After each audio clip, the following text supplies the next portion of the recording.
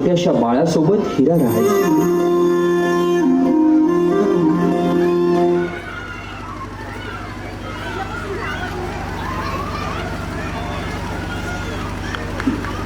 किल्ले रायगडाच्या पायथ्याशी काही अंतरावर वाकुपशी नावाच्या छोट्याशा गावात धनगराच्या कुटुंबात आपला पती आणि छोट्याशा बाळासोबत हिरा राहायची.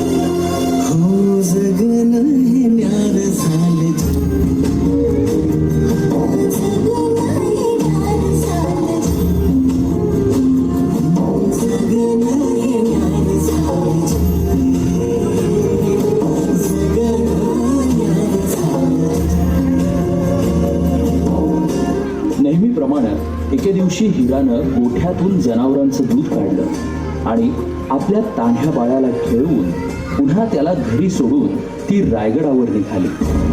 तो दिवस होता कोजागिरी पौर्णिमेचा.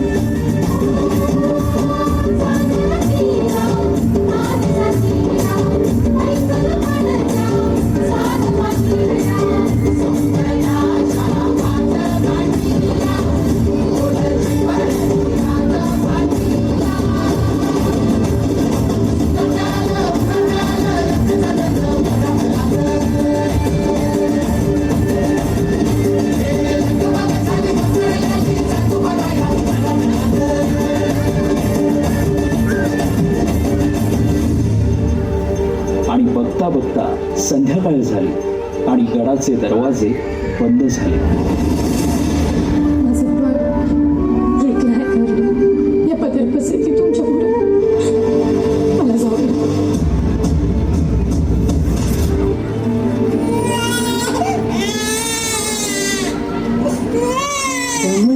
जीव पुन्हा उमलू नये कानी येते हाक जेव्हा आई आई आई.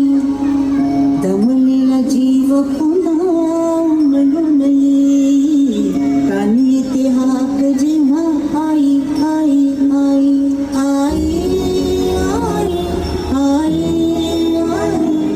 आई आई आई.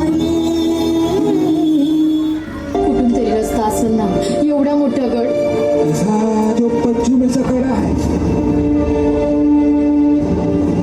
तिथं ना तटबंदी ना बस कडा असा कडा तिथून फक्त वारावर येतो आणि पाणी खाली राहतो.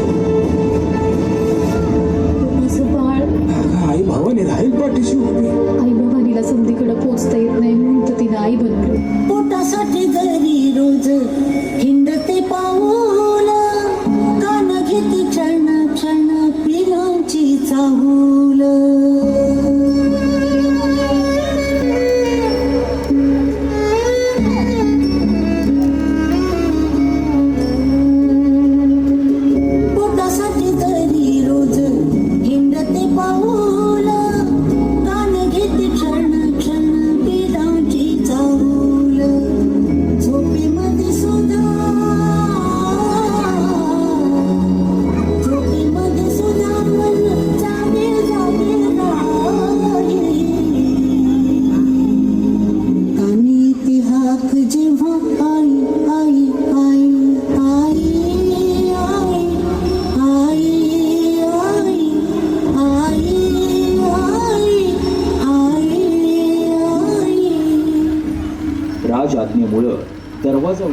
शक्य नसल्यानं तिचं म्हणणं कुणीच ऐकेना.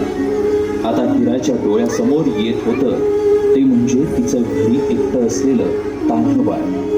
त्याच्या आठवणीनं व्याकुळ झालेल्या हिरानं किल्ल्याच्या कडावरून खाली उतरण्याचा निर्णय घेतला.